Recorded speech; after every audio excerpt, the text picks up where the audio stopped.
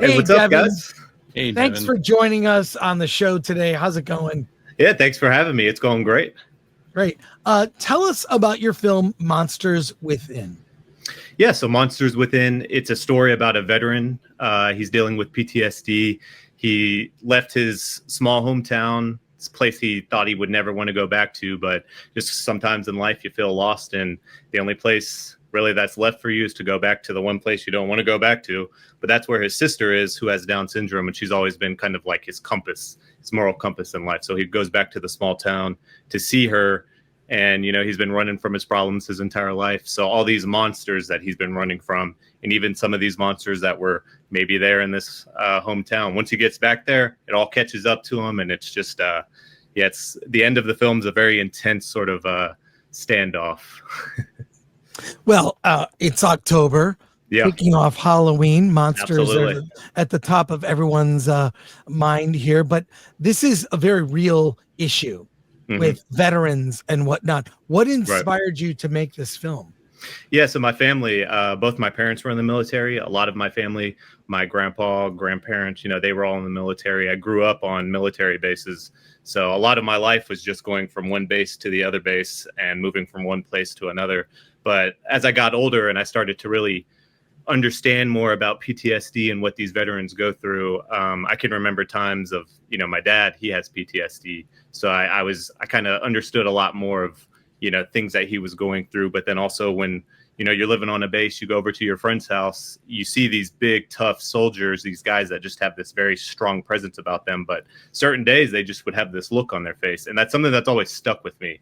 And so as I got older and started hearing more stories about that, it's something that always, I just felt it was a very important topic to really look into. And when I got into filmmaking, that's something I knew I always wanted to touch upon. Well, Thank you to your family for their service. I've had family members also in the military. My grandfather was in World War II in the Navy. Wow. My uncle was in Vietnam. So, there is that sort of, you know, what they're thinking about something. Yeah. You're not sure what. Right. The flip side to the story, though, is you cast your sister in the main role. Yeah, and I knew I wanted that to be a very thing that I could make the film feel that much more authentic and real in a lot of ways. Yeah. Hey, let's watch the trailer. I have it queued up here. Cool. Let's watch the trailer. We want to share this with our audience so they get a taste of the movie. I'm going to play it right now. Let's watch together. Going back home. What does that even mean? All I ever wanted was to leave this town behind, not look back. I gave my life for this country, this town, all those people out there. Where were they when I needed them?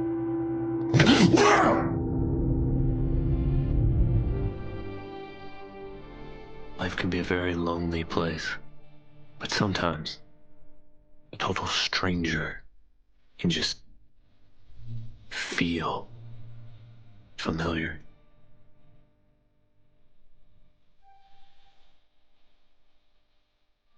You know, they make you think about the past.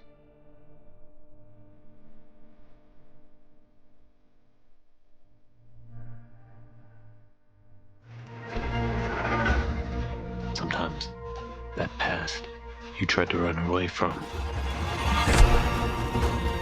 I heard someone say once, running away from your past, not facing your problems, that's a race you can't win. No matter how fast you move, how far you go, where you go, those monsters will always find you. You never truly know just how strong you are, though, until you fight back.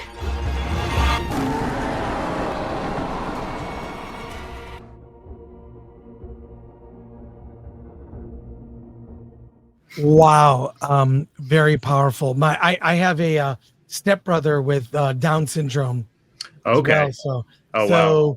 Yeah. No, he's amazing. He's very high functioning. He works at a law firm in the mailroom Nice. and lives by himself. He's so Very great. cool. I've That's known awesome. him since he was a little kid. So I relate to a lot of this. How did you pull this project together? You know, a lot of filmmakers have obstacles, right? Money, resources. How'd you pull it together to get this done? Yeah, it really started during 2020 because that changed a lot of my mindset, where I felt like acting is really my passion and main focus. But because of 2020, I just had a lot of self-reflection, as a lot of people did. And I just felt like I was waiting around for some sort of whatever opportunity, whatever that is, for someone to give me this opportunity to do what I love. So I just pretty much decided then and there that I was going to make something. And so long story short, we made a short film version of that. And then that went on a film festival run. Got in touch with a lot of amazing people on that festival journey. We got this amazing crew together. I mean, we didn't have a really big crew, but everybody wore a lot of multiple hats, and everybody believed in what we were doing. So that was a very important part of it. And also, luckily, we're in Oklahoma, which is a very film-friendly state. So a lot of the locations, pretty much every location, it was a lot of me just going to those locations saying, hey, this is what I would like to do. Here's a short film. This is the story. And then being like, you know what? Use our location. And so time was really the big constraint for us, and money as well. But I feel like with independent film, time is one of your biggest enemies, because like when you're on a location, even if it's sort of guerrilla style, even if you do have permission to be there, you don't want to wear out your welcome. So yeah, a lot of it's just prep, you know, and also though, being very open to, if things are not how you saw in your head, sometimes you just have to go with that and trust your gut, because a lot of the most truthful moments can be found in that, like, things that aren't planned. We've got over 2,000 people watching live right now. We have a lot of questions from our chat. Yeah. Let's go to the questions. Alan, if you would read these. Sure. From Zodlander. For 50 Swedish krona, PTSD is real. I have it. Not from service, but from other stuff too. Things like that I don't want to get into. Respect those who serve for your freedom. Absolutely. Yeah. Great. All right. LFC fan, what was the budget and what cameras did you use? Yeah, so our budget, really up until the post-production side of things, it was around 16,000. Like, we really put a lot of planning. That's why I say planning is a big key in it. So afterwards, though, I would say we're probably around like the $19,000 range, which has been very amazing to get this far with that. So I can't thank the cast and crew enough for all of the hard work we did. And as far as cameras and lenses, we used the FX3, the FX6, and we used Tokina Cinema Vista Prime lenses. They just gave like a really amazing look, because I knew I wanted to have a very classic sort of movie style look to it, but it gave it its our own style too. Yeah, well, you should come to LA and make a movie. It'll break your spirit. Yeah, right. I've heard that a lot. Yeah. All right, ADLS 24. Devin, you wore many hats: writing, directing, lead actor, producer, and editor. Which job caused you the most headache, and which do you feel like you saw your skill grow the most? Yeah, I feel like the biggest one was probably editor, just because that, like I said, 2020 was such a big, important year for me that was one of the things I taught myself how to do, was edit during 2020. And I knew to save some costs, I would have to wear a lot of hats, but I learned a lot about editing while making this movie, just from the simple fact of how big a factor storage can be and how much backups you need. But I think growing as an actor, because being the director, like I was able to work with such amazing cast and crew, and I have such an amazing talented actors that are in this movie. So watching them and also directing them, but talking with them, being around them, made me a better actor. And so I feel like a lot of the times, you know, when I would see their performances and just how in it and immersed they were, that made me want to step my game up even that much more. Even when we're halfway through the film and you kind of feel like your energy levels start to deplete, it's just, you get so inspired every single day. And I would like to give a big shout out to the guy that plays the villain in our film. His name's Samuel French. He had a supporting role in Killers of the Flower Moon, but he passed away earlier this year. So this is one of his final performances. And I mean, he was such an amazing talent, and he delivers an amazing performance in this. And I'm so excited for people to see this. But yeah, he inspired me so much, and as well as the female lead, Kendall Kavner. All right, Patrick Lemire. Writer, director, lead actor. How the heck did you pull it off? Yeah, how do I you don't know. direct yourself when you're acting? Yeah, I'm still trying to figure that one out too. Like, I do tell people though, I did watch a lot of films going into it of, a lot of independent film where it was like people that wore a lot of hats, and a big movie that actually kind of inspired a lot of what I was doing. So it's a lot of people have not heard it or have not seen it, but Jason Momoa, it's called Road to Paloma. So he was writer, director, lead actor in that. And so watching some of the behind the scenes of that gave me a lot of inspiration because, I just saw how much he believed in that story that he wrote. So it was just a lot of, I just got to throw myself into it because, if we want to get this done, that's what we got to do. And so we've gotten this far, so I'm proud of it.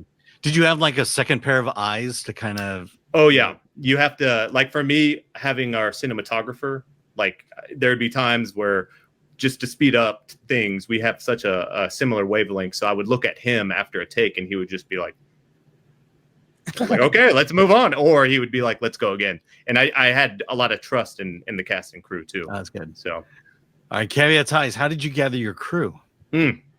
Yeah, we kind of describe ourselves as just sort of like this collection of misfits.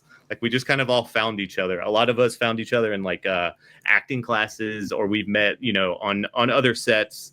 We made the film in Oklahoma and Texas, so there was a lot of mishmash of a crew like that. But part of it too was just doing casting calls and then meeting people and them kind of seeing what we were doing, and they would want to like jump on and say like, "Hey, I believe in this. I want to be a part of this." So yeah, it was just kind of a right time, right, perfect meeting place type thing. All right, Nerd Far Away. Hail, Mr. Montgomery. What is your favorite story about human connection? About human connection? I mean, really, it's any story that you can feel.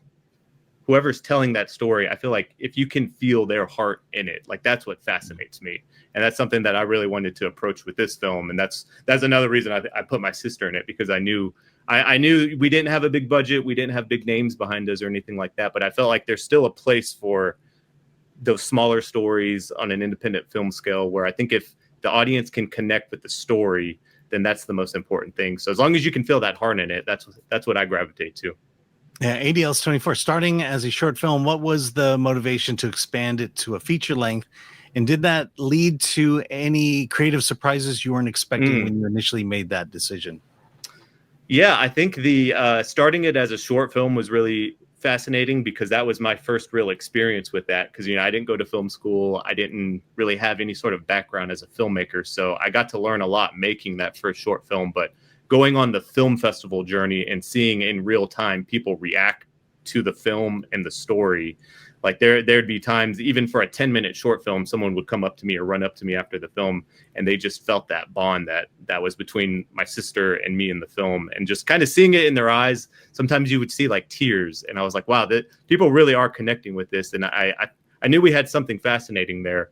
And yeah, I mean, as far as fleshing it out as a real full-on story, I knew I wanted it to be about a veteran and PTSD, but I also wanted to give the characters that are in the film, like everybody's going through their own thing, because that's how life is. Everybody's dealing with something. So I wanted to have something for everyone that they're going through. But yeah, there was a lot of figuring things out, and I actually made the decision halfway through the film, because I was editing while we were filming, and we were filming in order. So halfway through the film, what I was editing and what I saw on screen was totally different tonally than what the original plan was. And so again, I think that's kind of the cool thing with independent film, is you can go with your gut. And so I decided the halfway point, we went in a whole new direction. And that's how the character and the villain, Cyrus, that's how he got really involved. So yeah, it was just, that was probably our biggest moment, was making that decision. But I'm proud of it. I got to ask you though, how did you find your way to distribution with Buffalo 8? What journey was that like? So we started our film festival journey 2024. It was around like March, and it starts off. I feel like film festival journeys are always similar, where you get rejected a lot. You get like 5 or 6 rejections, and you're like, like you kind of get beat down a little bit, but then you get that one, and then it just like snowball effects. So we've screened at 38 film festivals, and so just on that journey, I feel like we build a lot of momentum. And then we got, a sales agent contacted us, and then we just got distribution offers started coming through. And so I met with a lot of distributors talking about the film, and Buffalo 8, I felt like they really understood the film. And then obviously looking at their track record and the history and everything that they have with the films that they have, I was like, yeah, I think this is our best fit. And I'm really excited. All right, Patrick Lemire, Sling Blade was a short. The intent was to use the short to get more money. Was that your approach as well? So we toyed around with that idea early on. I think that was something that we talked about, but I had just heard so many horror stories from like the crowdfunding, or just how the crowdfunding, it's kind of like it hit a wall at a certain point, especially in 2020. That was such a weird time for everybody. So we pretty much made the decision of, we kind of planned that we were going to do this. So me and my executive producer, Curtis Gardner, like him and I pretty much just split costs. And we were like, let's at least start making the film, and then we can have something we can show people if they want to help contribute to finish the film. But really, to get going, it was just 2 people, him and I, funding it. And I think that actually was a pretty smart decision. I knew I wanted to keep the stakes low as far as location wise, and we didn't have any big like car chases or anything like that. So early on, I'm glad I kind of figured that out early on. And last question, which is also kind of a question of mine, because I noticed you have a lot of DVDs behind you. Yep. So Sons and Shadows asks obligatory question: physical media plans. Come on, spill it. Now, is it out on VOD now, or when's it coming out? And then what about the DVD? Yeah, so it will be out October 3rd, so on Friday. Amazon Prime and Fandango at Home are the 2 that were really, those are the main that we're pushing. And so Friday, October 3rd, you'll be able to watch it. And so support us, give us, word of mouth, spread the word, because independent film kind of lives and dies with word of mouth. So let people know. But as far as physical media, physical media is played. I'm looking over here. There's even a wall more of films over here. But we have plans for physical media. It probably won't be till maybe around like November, December. But we're also toying around the idea with VHS. We have a VHS cover made, and it's really, really cool. And so we're kind of thinking about doing a couple special giveaways and stuff like that. So, physical media, DVD, Blu-ray, that's for sure in the works, but probably not till later this year. Yeah, be careful what you tape over when you do that. Yeah, right. Exactly. Yeah. Devin, thank you so much for joining us. Congrats on the film. It's out this Friday. Monsters Within on VOD. Amazon, Fandango, get it, rent it, check it out. Devin, thank you so much. Congratulations again. Chris, Alan, thank you guys so much.